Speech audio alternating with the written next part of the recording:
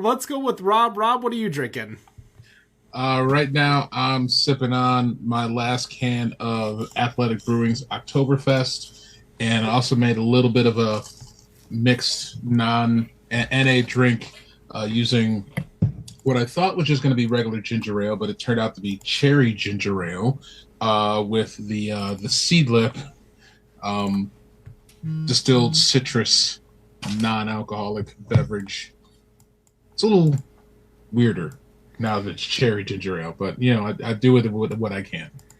And Wendy, what about you? What are you drinking? Well, it is my favorite time of the year. That would be Mad Elf season. And I picked it up in cans and bottles this time. I'm super excited. All right. Well, we're gonna try this again. Jack, hello. Do you hear us? I can hear you guys now. How's it going? I Hello. had a problem with my phone. You had a problem with your phone. Technology is not your forte. Maybe it's beer. Beer is your forte. Beer and bourbon and hard alcohol. Yeah, wine. A little bit of everything. All right. Do you have something that you're drinking with us right now, or are you staying sober because you got to sell? No, I'm gonna grab a drink right now. I'm on period, but I'll be drinking something with you guys in a second.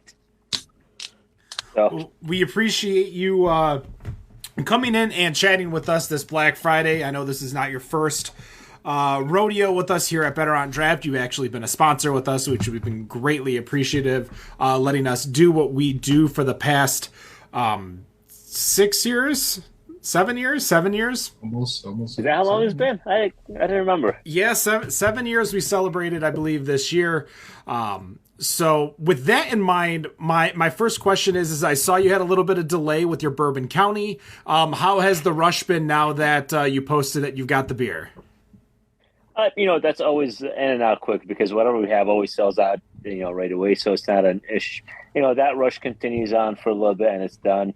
Yeah, delays have been going on with not just that, but with a lot of other things now with, I would say probably since COVID, delivery issues have been continuous. So I can't even be mad at anyone.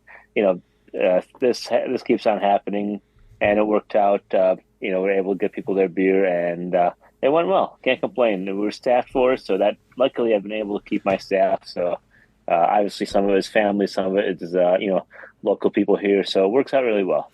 Let's talk about COVID real quick because I don't think we've talked to you since COVID hit. We had you on, I believe, for the Dry January episodes during 2020. Yeah, that was the last one. What did you see? Like, what were the big changes that have happened with regards to what you were selling, what you were keeping on? Like, what big changes did you have to make, at the beginning of COVID while everyone was buying all their new stuff? And then as we went into 2022 and everything's kind of gone back to normal, like, did you notice any trends, any ebbs and flows, anything that we might not notice as just a casual beer drinker? Well, what do you call it? I'll try to touch from beginning to end, but the one big trend that's continued on is the non-alcoholic product. It's kind of funny, especially as the last episode I was on was the Dry January episode. But since COVID and people obviously started drinking a little bit more since they were at home working through Zoom calls and this and that, it was more convenient to have a few more drinks than you typically did before. And that made obviously people drink more on a regular basis.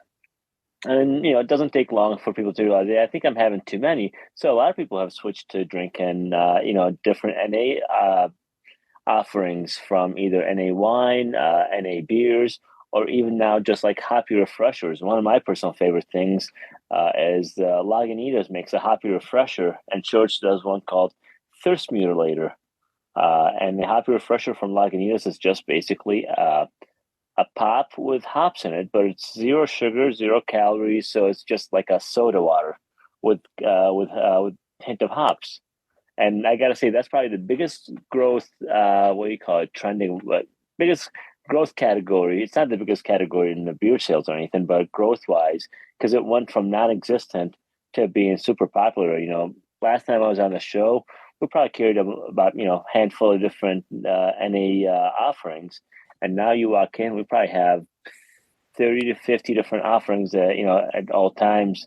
And I'm not talking about my pop cooler. I'm talking about just beer-related offerings. stouts, pilsner, lagers, wheat beer, sours, sparkling wine, still wine, a little everything. But to touch back to what you're saying about COVID, and I'm sure everyone noticed it through their own experiences, but you lock people down and they're at home or they're not going to work as often. People just start drinking more, uh, and after a little while, they noticed it, like I said, and so they switched to the NA offerings. But the continuous trouble we've had, obviously, from COVID, which was example this week, we still can't get our orders correct. I mean, we'd order things and you don't know what's going to show up. You might be lucky to get your order, and you might not be lucky. I mean, I get people that want me to, supply their weddings, and they're thinking, okay, we'll place our order 2 weeks in advance. I'm like, I can order. I'll hold on to as long as I need to. I recommend doing over a month now, just to make sure, we've got time to correct any mistakes that happen. Otherwise, you're going to be, out of luck for your favorite beverage that you want to serve at your wedding, or if you've got a, football party tomorrow and you want to serve a certain keg. If it doesn't show up, there's nothing I could do to fix it. So planning ahead is probably the biggest thing you got to do nowadays with booze, or having second options. Are you referencing? Obviously, you mentioned that you had an issue with Bourbon County earlier. Are you seeing that with all sales, whether it's beer, alcohol, wine, your non-alcoholic products, cigars, everything, or what are you seeing? Everything. Everything. And it's the funny part about it is it's a new excuse. It's different reasons for each supplier, but it doesn't matter. It's happening more consistent than ever. With cigars, like there was hurricanes that hit this is about a year ago, there was hurricanes that hit that, affected the supply chain on cigars. So we had a little shortage of cigars at one point. With beer, wine, and liquor, it's just delivery issues, continuous delivery issues, and price hikes. Every one of my suppliers has taken a price increase, and it used to be a small percentage of price increases that happened over the years. Lately, it's gigantic and more reoccurring. If I had a supplier take a price increase in the past, let's say we're talking about Budweiser, they wouldn't take another price increase for 6 months. Now they do it more often. And I just use Budweiser as an example, not saying that they've had a lot of them or more than anyone else, but literally all my suppliers are having more constant price increases because their overhead has gone up. And on top of paying more for everything, I feel like we're getting a lower quality of service. They can't keep people.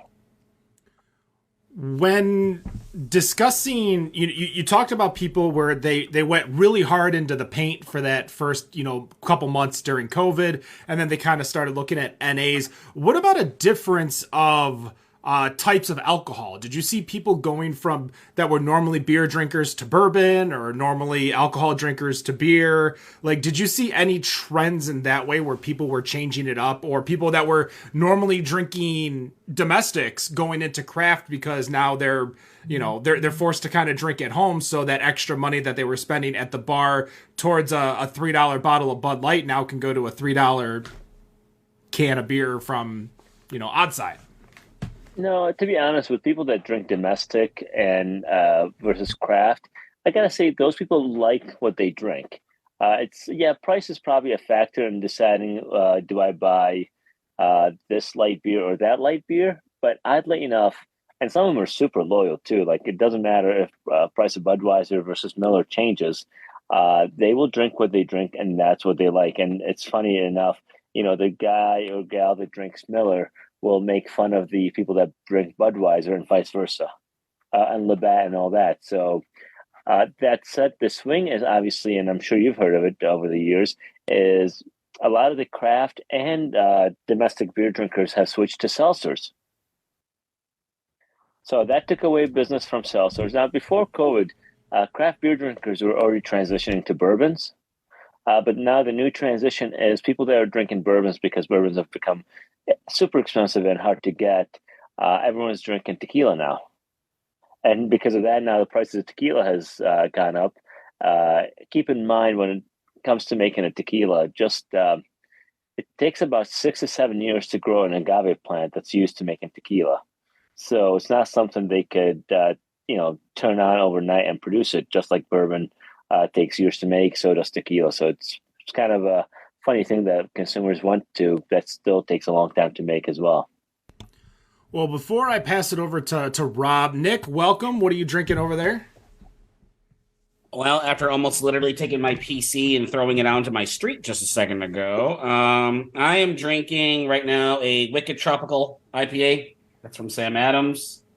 And I'm going to be cracking open this True Light. Rest in peace. Forgot the brewery name here. I'm a little flustered from Rivals.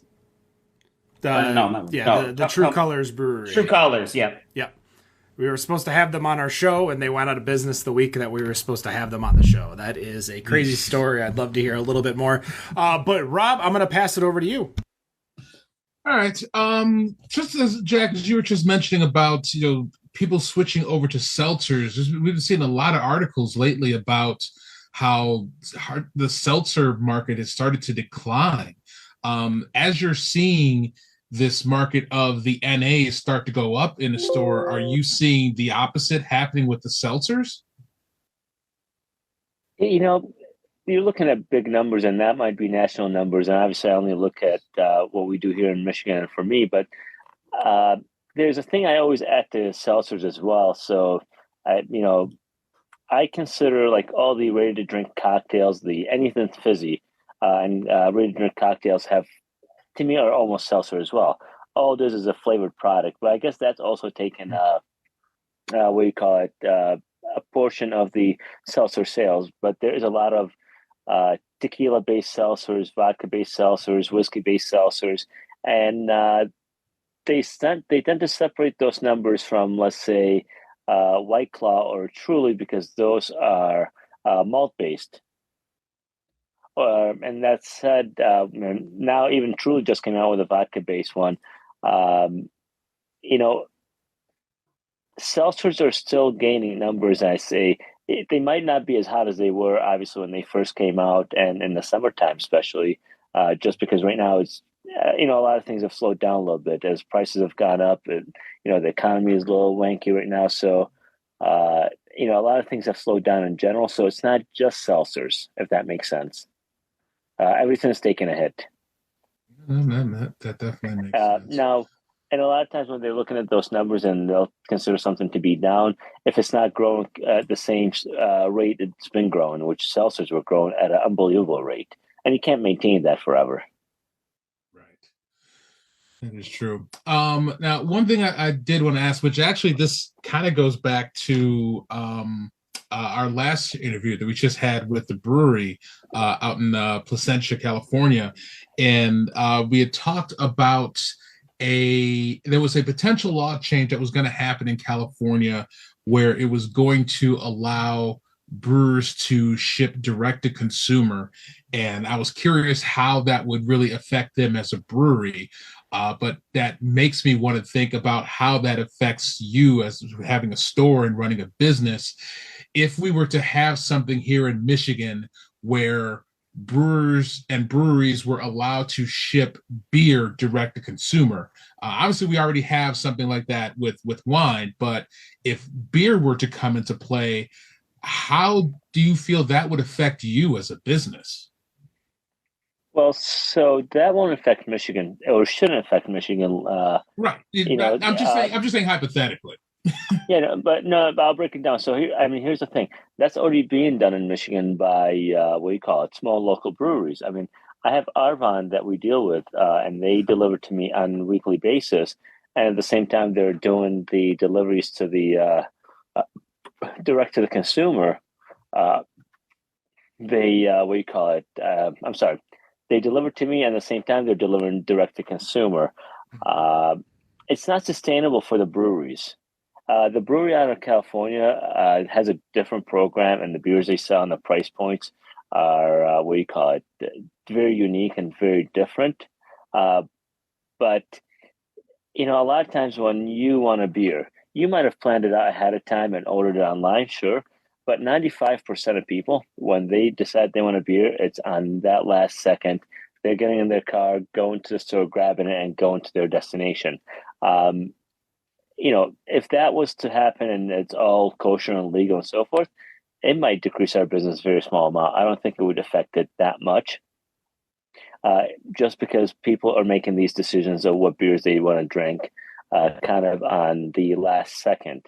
And with all the shipping issues and so forth, so you want a 6-pack of beer, you're going to go online and buy a 6-pack of beer, or are you just going to go grab it yourself? Also, DoorDash and Grubhubs are a thing now where they're being used by liquor stores. So you can basically log into the store's website and get that delivered to you. So we're kind of almost in a hybrid mode right now with similar things to that. But again, people are deciding that on the spot of, okay, I want a beer. I've had a few drinks already, so I'm going to use Grubhub to get it delivered to me. Or I'm going to a party, I'm going to stop at the store. And after I peruse and look at, aisles and aisles of booze, decide what I want. You're not going to go to one company's website unless they have something specific that you want. And, the brewery has a lot of unique specific beers that they only sell there, and that'd be the reason you do it. Right. But those are more of the specialty beers. It wouldn't really affect us that much. Now in other states, real quick. Sorry to cut you off, Jack, but in other states, real quick, there is like Drizzly, which is more geared towards the alcohol-based industries. Are you seeing anyone coming up with any software solutions, or is Drizzly coming into Michigan that would help? Because trying to match up your inventory and someone with you who's got, God, how many SKUs do you probably have? 10,000? Probably. Updating 10,000 SKUs, how are you updating that into the, a system to make sure that people don't get pissed at you for not having a certain thing that they ordered? I mean, right now, those systems, so I actually downloaded Grubhub and used it. And so far, it hasn't been the best to deal with. And I'm going to try using, what's the other one? DoorDash. But I think consumers have been using it for a while, and they know. I mean, you almost put a disclaimer saying, "Hey, I can't, like, these things are not 100% inventory wise, because you can't link your system to Grubhub's or DoorDash, and specifically DoorDash. You have to email someone. It takes them about 3 days to update that. So consumers are kind of reasonable in this, where they know not to expect everything to be there. But you shouldn't be out of 200, let's say. You shouldn't be out of major things.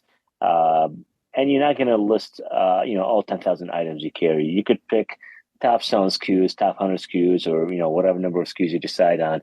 You would pick that. No one else has come around and, start a software. I mean, basically, the best thing to do is probably having your own website, which that's what we're going to go to now. Where you could log into Zetouna's website that's connected to my inventory, and it's going to be always accurate of what's available. Are you going to be offering in the future delivery for yourself, or is this going to be just like curbside or pickup only? Honestly, we're going to offer delivery, and actually, we've already offered. I mean, that's what we did during COVID. So. We offer. I mean, at one point with COVID, with limited information that was around and with how bad it was, we went to curbside delivery only. So, I mean, no one was allowed to even come in the store. I'm around my parents who are older. At the time, we had a 6-month-old nephew. Frankly, I don't care how profitable something is. We don't want to take the risk. And that's how we made that decision, with not having enough information of what COVID and everything else. So we did curbside delivery only. We were able to pivot pretty quickly and really well on it by just taking orders on, the store cell phone that we have. You could text in your order, and either Instagram or Facebook, or you could call in your order. And oddly enough, I was very shocked how well we did with that. It turned out really well, and a lot of customers that also were worried really appreciated as well, because they didn't want to walk into a place. They didn't want to take any extra risks. So people that were more or worried as much as we were very happy with what we did. I mean, we've had customers that didn't appreciate it, and some said we won't come back. And again, like I said, with the information, with everything else going on, I felt that was the right decision for my family. End of the day, it's a family business. I don't want to see any of my family members sick, and I don't want to see my customers sick either. So that was, that's how we started doing more deliveries, and we actually still deliver now. But once we have the site up and running, we'll advertise it more and go from there. Were the laws in your favor, or were there laws that had to change to allow you to do everything that you needed to do, or is like everyone kind of a little bit relaxed until the laws kind of update? Because we had like Michael Weber on, who I believe he might have been actually your representative over there. He was the one that co-signed the drinking district law a couple years ago. We also had a representative on from the west side of the state. But that's the one thing that I'm always scared about for, our friends like you who have to follow such stringent laws that don't account for a world of COVID. So did anything change for you? Were you able to kind of bend something to your will, or what happened? So the laws, I mean, they're getting, some things they're easier and some things they're not. That said, the Michigan MLCC board, and obviously for the state of Michigan, make so much money on booze that they were very happy to, I mean, when they decided, saying that liquor stores were essentials at the time and letting us stay open, I mean, I'm sure they weren't looking just at health. I'm sure they were looking at how much revenue they get from booze. I mean, the state of Michigan makes close to $700 million just from revenue from liquor taxes. And that's not counting the 6% sales tax. This is just the tax that's built into every bottle that you purchase at the store. On top of that, they collect another 6% sales tax. And with, losing that revenue, that would be pretty bad. And I think that was the reason they were more lax with us. I mean, they had a few simple guidelines to follow that I didn't think were too crazy. I think because of how much money they make, they are making things a little easier, and hopefully that continues. Now, recently there have been a couple setbacks with the current commissioner delisting a lot of alcohol brands, which we don't understand why he's doing at all, because the state of Michigan doesn't touch any of it. But this current commissioner is actually for the layman like me, what does that mean, delisting? So basically, anything I order right now, if you came in the store, there is a book that's posted by the state of Michigan. And if you said, Jack, I want a bottle of Valentine's vodka, there is a code in the book. There is a website that's run by the state of Michigan. I put that code in that system, or I type in Valentine vodka. It pops up, and I could decide how many I want to order. And, there's different amounts you can order. And that said, we've got a set delivery date, everything else like that, and it gets delivered to us in semi-timely fashion nowadays. Now, the commissioner can decide to delete an item off that book. So if the commissioner says, for whatever reason, and they tell you the reason, it's just the reason it doesn't make sense, we're going to delete the certain items, I can't order anymore. Now, you could obviously still go to a distillery and pick it up, let's say, but I can't order it through the state and sell it in my store. And what they've been doing lately is deleting low volume items. So if it doesn't sell a certain numbers of bottles in a year, and 12-month calendar year, they delete that item, regardless if the company that owns it brings it in, pays for it, and wants it here or not. The state of Michigan decides to delete it, and that's been more. The problem with that is, according to my suppliers, is they're given parameters, but the state's not following those parameters. So let's say they'll tell you have to sell X amount of bottles. These guys hit their number, but then the item still gets deleted, and then there is no appeal to it. Can I interject, Ken, real quick, and just ask a quick question? Take it, Nick. Take it away. What's the benefit of the state doing that? Isn't it like variety gives? That's what people like. They like variety. They like to go into a store like yours, Jack, or anywhere that has variety, and they like to stare at the shelves and pick what they want. And if there's more variety, it might be a little overwhelming, but that's what people want. They want variety nowadays. Why slim down Whether maybe it's just a few items here and there. What's the benefit of doing this? There is no benefit. I mean, all it does is actually losing its product that the state will not make money on. I mean, what they're doing with this is actually costing the state revenue because once it comes into the warehouse is it's subcontracted with another company. The state only pays the warehouse on that bottle when they sell that bottle and deliver it. So they don't pay this in the warehouse to warehouse. If the warehouse hangs on to it, and the only company that pays them is the actual supplier. So it'd be like, Jack Daniel pays for the warehouse to have that product in that warehouse, and then they get paid again when they deliver it. So the state doesn't cost the state anything. It's these items are already listed in the book, so it's not like they're going in and doing any maintenance or anything. It doesn't make sense at all. So there's been many appeals to this, and so far it hasn't done anything. So we'll see. And this is the first commissioner that you can remember in the state of Michigan that's been doing this, or the rule was on the book for years, but this is the first commissioner that's actually following it. Except he's following it more strictly because, according to my suppliers, and I have to take their word for it, they're hitting the numbers that they're supposed to hit, but then the items are still getting delisted. So in the past, your item would only be delisted, removed from the book, if you didn't hit that number, and they weren't very strict about it. You could ask for an extension and things like that. Now they're no longer granting extensions, and you'll hit your number that you were told to hit, but then it still gets deleted. Interesting. So now on that last part about it, that's according to my suppliers. They have no reason to lie to me.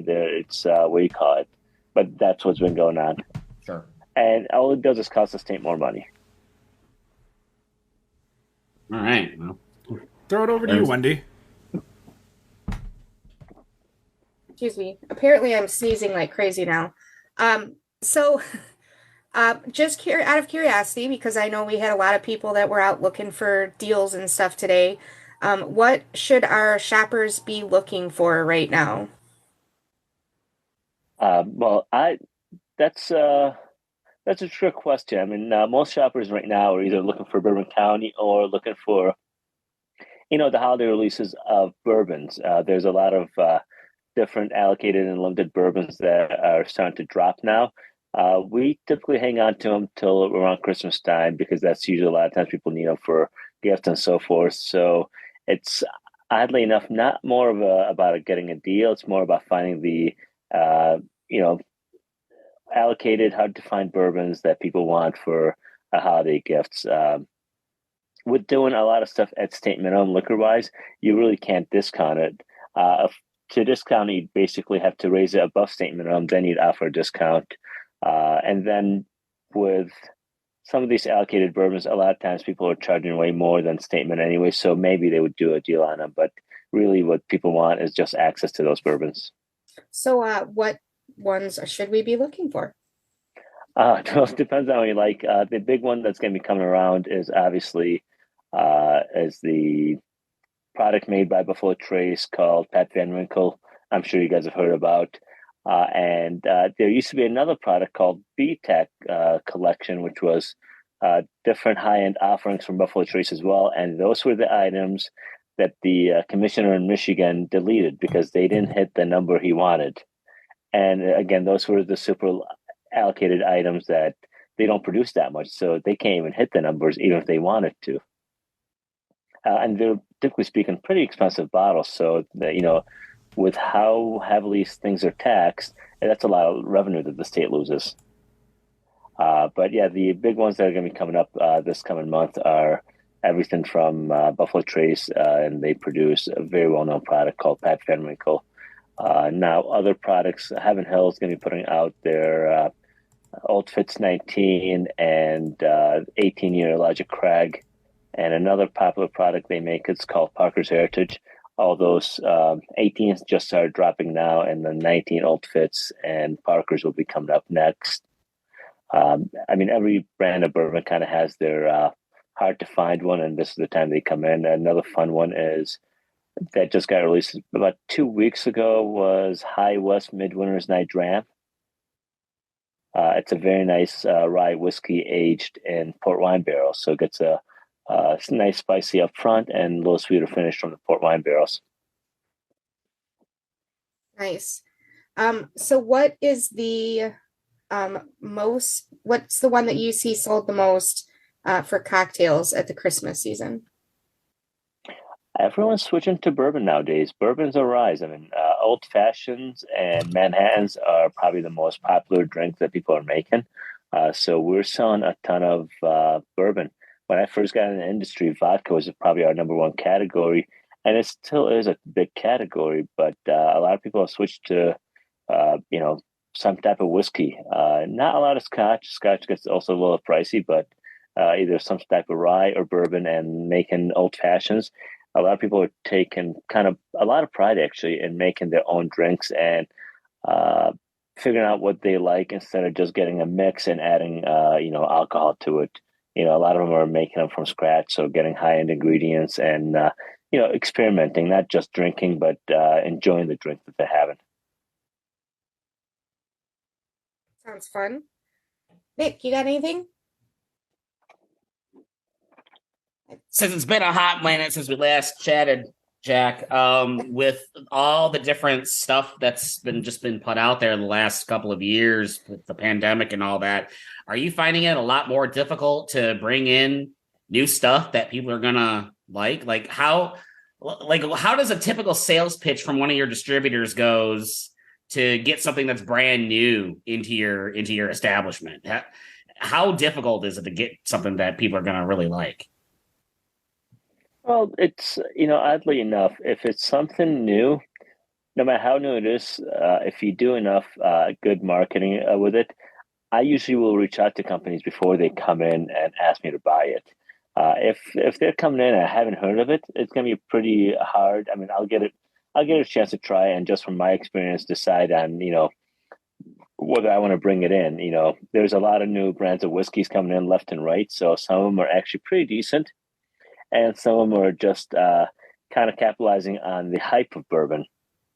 So, I mean, they'll put a bottle in a product like a bourbon and a rye whiskey in a very nice bottle, spend a lot of their money on that, on the bottle itself, but not on the juice that's in the bottle. So, obviously, from just experience and being a whiskey drinker myself, I'll make the decision if I want to bring it in. But honestly, a lot of times there's brands that we reach out to and say, "Hey, I'd like to see you guys in the state of Michigan." And a lot of times based on the capacity, that's how they decide whether they want to come in. If you have a really good product, it's not that hard to bring it in. It's what you call it. We're typically seeking those brands out ourselves, either asking some of our importers to bring it in or reaching out directly to the distilleries when we're out of town or just over the phone as, hey, I've got a lot of customers looking for this, or I've heard good things about that, or if I've had it myself. Now, the only thing is, it seems like, things go in waves, and things sometimes, I don't want to say that there's no brand loyalty, but something comes in, it's really hot, it does well, and then it dies really quickly because everyone's into trying new things that you can't keep buying the stuff that you actually, even if you like something, you don't buy it again because you want to try the new thing that came in. So it's kind of weird. A lot of brands will come in and they're super hot when they land. And then, 3 months later, no one wants to touch them. Is there a bourbon or anything? I don't know why my monitors decided to just glitch out on me. What the hell? That you've been pushing to get to the state of Michigan or a certain distillery? Well, there's a brand that not just me, but everyone would love to see here in Michigan called Willet. It's out of Bardstown, Kentucky, if I'm not mistaken. And on every trip I go to Kentucky, we always stop in there. They're in a lot of surrounding states. I'm not actually sure in Ohio if they're in Ohio because I never waste my time by stopping in Ohio. I mean, if you think Michigan has weird laws, by the way, they're even worse. So, as I was complaining about some of the Michigan laws and everything, Michigan's actually not all that bad if you compare it to some of the other controlled states. So, in the grand scheme of things, I think there is, what do you call it? 37 controlled state. I'm sorry, 37 open states, they call them. And the rest are what we call controlled states, which Michigan is one of them. And some are like Ohio and Pennsylvania. They're super controlled. I mean, Pennsylvania owns and runs all the liquor stores there. Ohio owns the liquor, but they subcontract the selling of it to different, individuals, different, companies. So even though, as I was complaining about Michigan, it's actually still a lot better than some of the other states around us. But for example, Willet is in a lot of states all around us, but they won't come to Michigan. They sell out of their product already in the states they're in, and it's not, the environment in Michigan is not very good environment for small companies. The way they get paid, the way all the hoops you got to jump in and out of to get things going, it's not worth their time. So, but if you ask anyone big into bourbon, that would be the brand they would say. All right. I have a question real quick. Can we get limestone here? They make Limestone? the Yellowstone bourbon. Yeah, of course. Oh yeah, that's been in Michigan for years. They have a gin that's amazing that I had when I was in Bardstown, and I would love to get some. What is the gin called? Is it Bollinger or something like that? I have to look. I can't remember because I drank the bottle already, but I think we do have it. I'm gonna search that real quick as we're talking.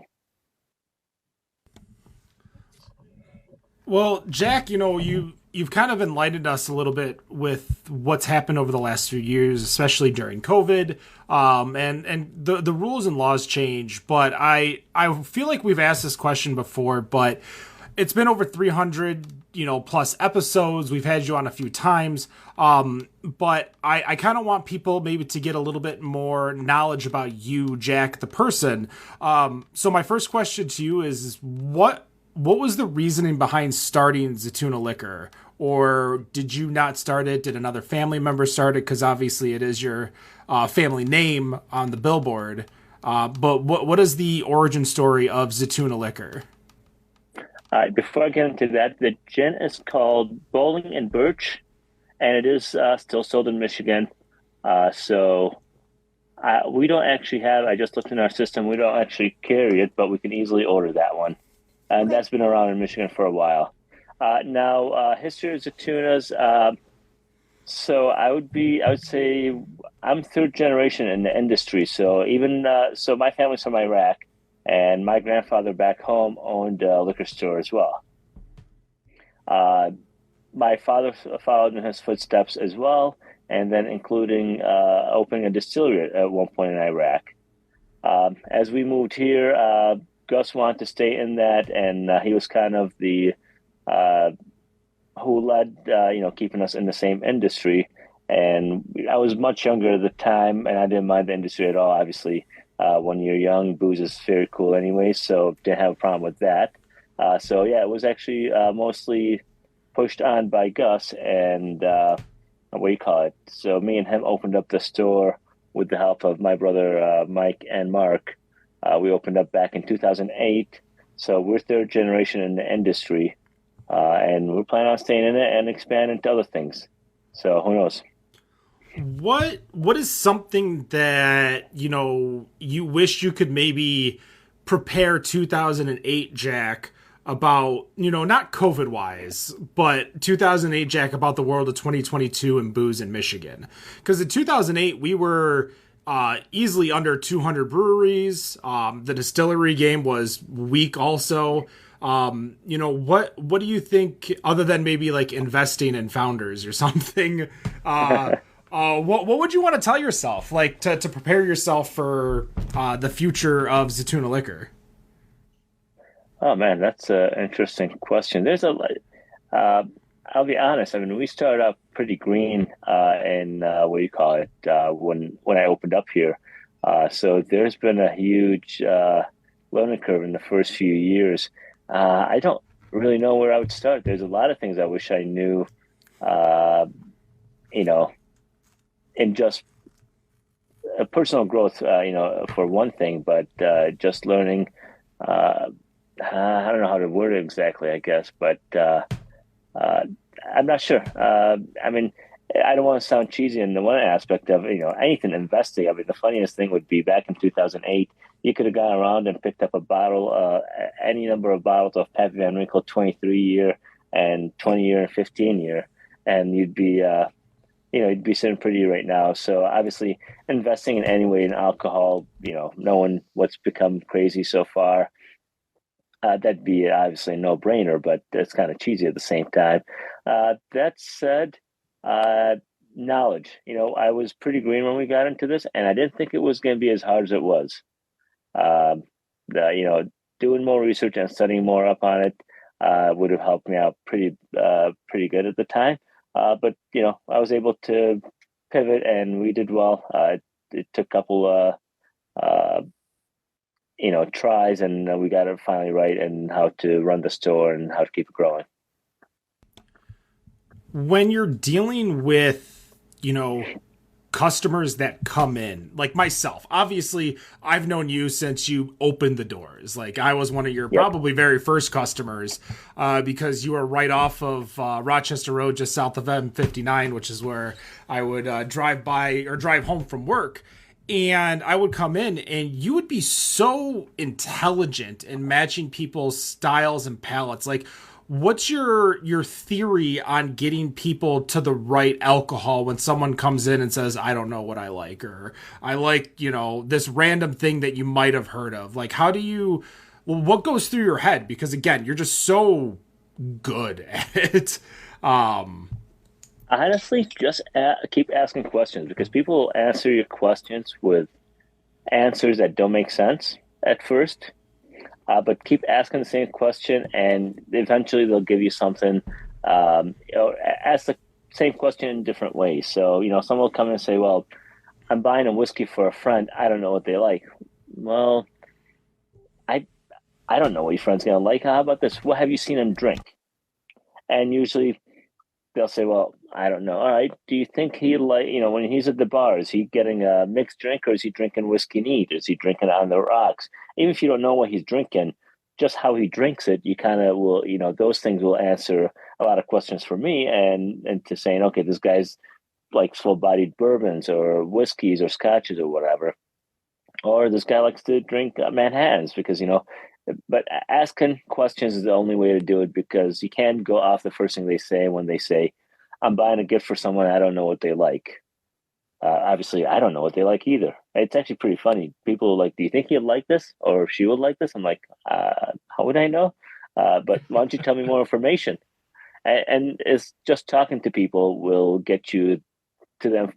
Get me the information I need to recommend something. And it's never 100%, obviously, but you try. I'm never trying to get rid of something on the shelf that I'm stuck with just to make a sale. I'd rather sell them something that will actually match what they're looking for, so they could come back and buy another bottle and trust my recommendations, versus going in and saying, well, he just sells me stuff he's trying to get rid of off the shelf. You know what I mean? It's about looking the long term instead of the immediate sale. Well, before we get into the final questions, you brought up something that I want to maybe get from you, your opportunity to make a sale. A lot of people, booze is a very easy purchase because, everyone likes it. It doesn't go bad, so you can put it on the shelf, whether you get it and it might not be a style or brand that you like.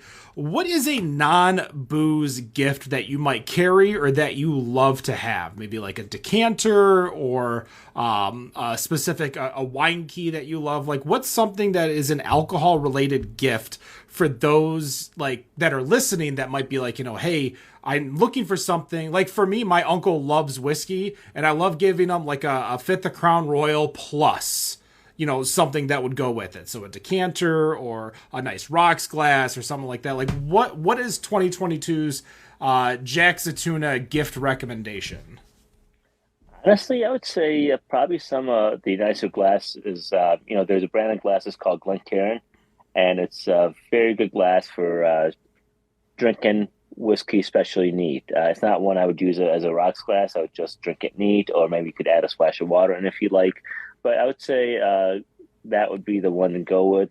It makes a difference. I mean, I still remember going over a friend's house once, and he had a very nice scotch, and took out a shot glass to serve, to give me a shot of that whiskey. I'm like, and he was big into beer, so he had all the right glassware for beer, but not the right glassware for whiskey. Especially as people are transitioning into, from beer into bourbons, they don't have the right glasses. So I'd probably say a nice Glencairn glass would be the way to go. We actually just started engraving Zetouna Glencairns. I'll have to get you one of them, Ken. I'll see if I have one around me. I'll have to grab and show you. But that would be the way to go. Having the right whiskey and having the right glass to drink it with makes a big difference. Well, as we finish each and every show, we finish it very, very lighthearted. With the final question, everyone's going to ask you one more final question, and then we'll give you the opportunity to kind of plug where everyone can find you, what's upcoming for the holidays, try to sell us some stuff that you're, not trying to make a sale for something collecting dust on your shelves. But, Rob, what's your final question for Jack here? Pretty easy one, I think.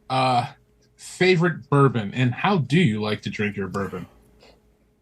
Like asking him his favorite child? Right. No, I do have a favorite bourbon, and I like to drink, typically speaking, neat. I don't like my whiskeys cold, so I don't do anything on the rocks. If something's too high proof, I enjoy just adding a splash of water in there, and that way we'll cut it down to a low proof, obviously, but it won't cool it down. And for some reason, my palate receptors, I don't pick up the same flavor profile when it's super cold. Also, when it's on the rocks, another problem that happens is, your first sip, sure, it was a little cold and whatever, and you're drinking it, but by the time you get to the bottom of it, it's all watered down, and it's like drinking a completely different whiskey. Yep. It's too much watered down. So that's why I prefer neat. And if I want to water it down, after I add whatever I add to it, it's going to stay the same the whole time. It's not going to keep getting diluted as it sits on there. I have no reason to speed up how I'm drinking. Now, my personal favorite whiskey, bourbon-wise, and it's a hard one to get, but obviously with what I do here, my suppliers know what I like, and I have access to it pretty much all the time, is another product that Buffalo Trace makes, and I probably shouldn't plug this product at all because we don't get enough of it, but it's Colonel E.H. Taylor Small Batch. It's a very good product, very consistent. I've never had a bad bottle of that, and so for that reason, it made it my favorite whiskey years ago. And I don't drink that every day because I still have to try all the other brands. So I get enough of it that I always, when I want it, I do have it. Nice. Haven't had that one yet. Like my favorite right now is just pretty much any of the Wellers. Those are all pretty decent and neat as well. Can't go wrong there. I'm not a fan of ice. I prefer neat as well. And just remember, if you add too much water, you could always just add more bourbon. Ken, I gotta interrupt that real quick. There is a term for that. You can't fix it. You could try that at some point. Add water to it and then add whiskey, and it won't taste the same. Interesting. Yeah. You can't, if you add way too much water like that, I don't know if it's the breakdown of the molecules or so forth, but just by adding whiskey, it won't fix that. So you should always add a little bit at a time and not over add. Measure twice, cut once.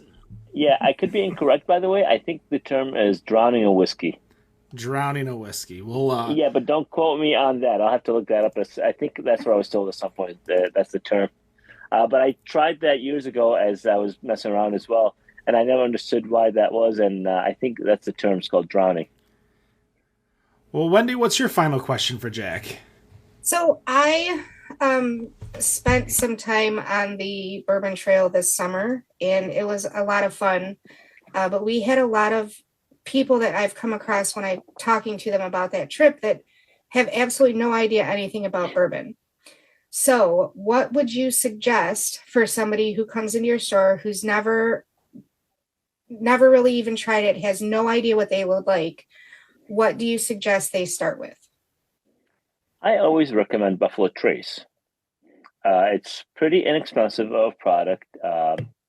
It's easily you can find it either when you're at bars or at retail. It's starting to get a little bit limited, to be honest. Maybe not super easy, but you shouldn't have too much trouble finding it. But it's inexpensive. It's a really good product, and I think it hits all the classic notes of bourbons.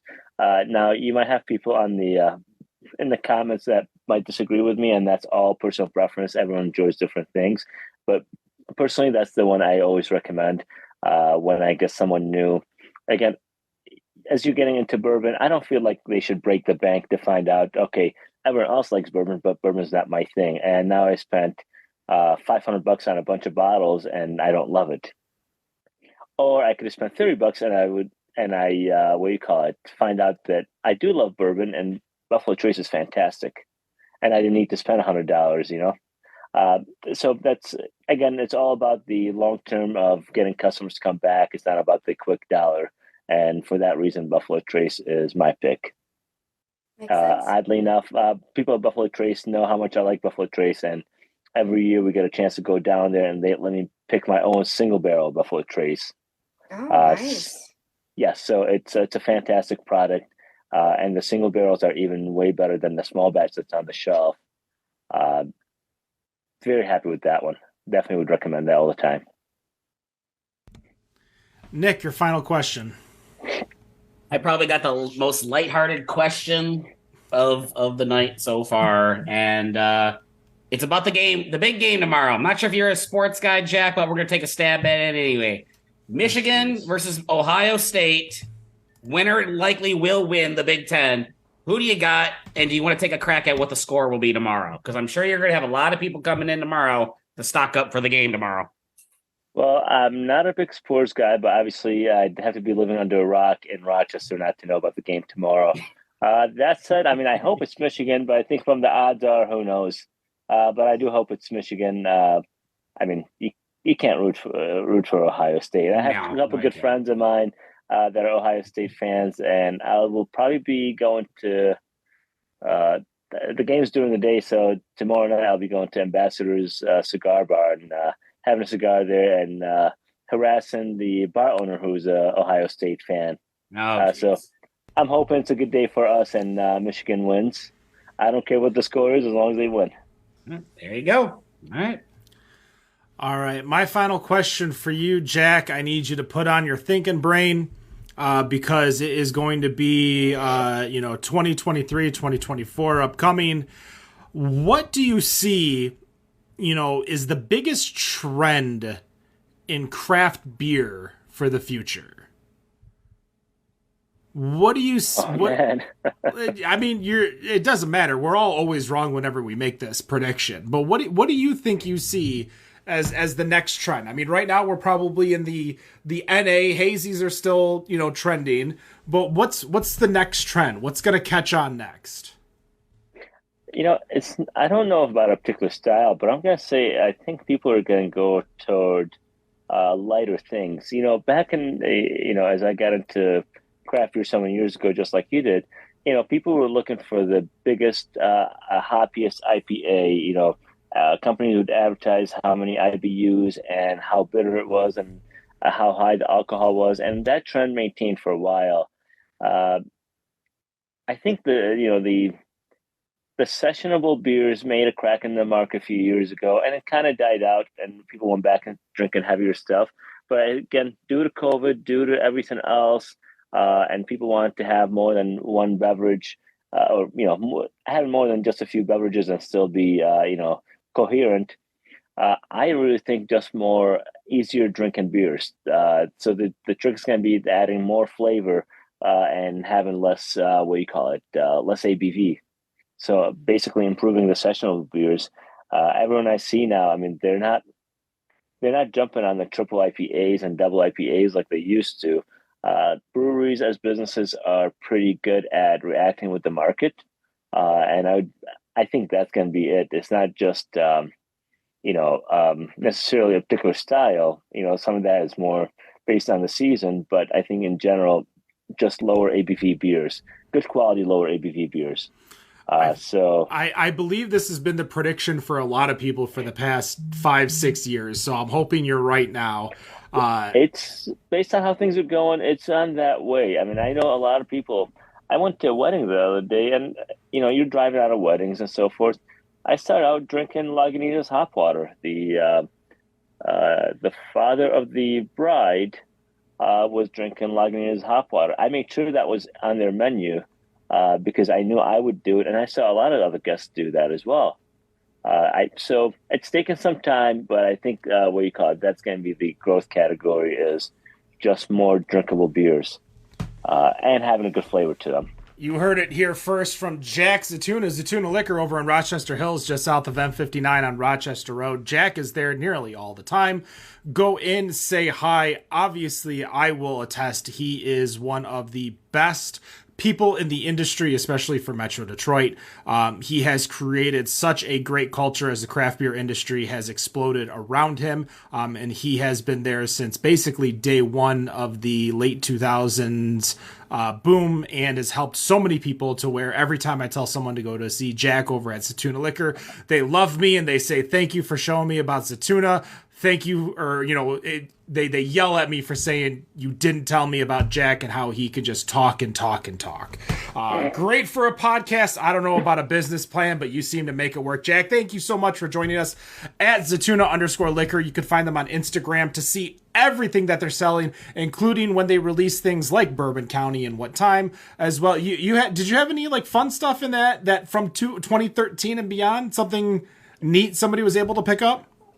Yeah, our vertical today was pretty neat. I think we were only missing 2019, so we had 2013 all the way through 2022. Oddly enough, I must have not saved 2019, and which is not a big deal, but it was still fun to have that many different years of Bourbon County. One of these specialty bottles in there, aside from the 2013, 2014, but we had one 2015 Bourbon County bottle from the Good Batch. I don't know if you remember, 2015 was the year that Bourbon County went bad. So we had one 2015 bottle, and the customer that bought it will let me know how it is when he cracks it. So I'll be able to let you know when that happens. And then I think we had pretty popular one from last year was the prop variant from 2014. So the one with coconut water. Do you remember chugging a bottle of the infected Bourbon County on our show?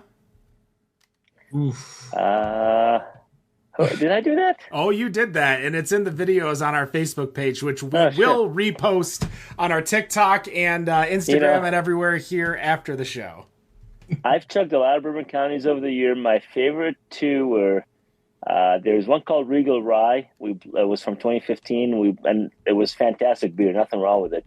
We blended that with a 2014 Bourbon County, and I chugged those two.